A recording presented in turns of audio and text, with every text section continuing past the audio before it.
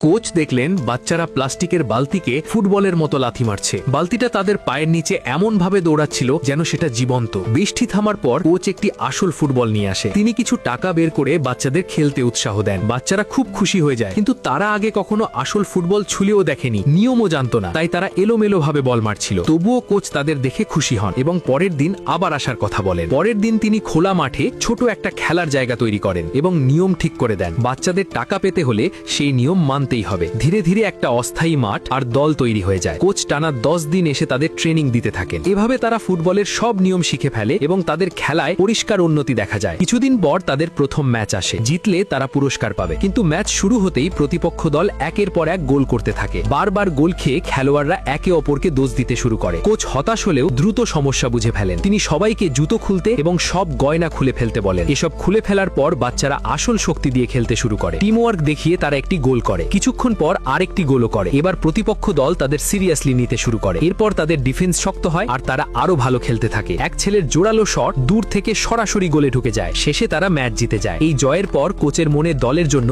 নতুন আশা তৈরি হয়। তুমি কি ফুটবল খেলতে জানো?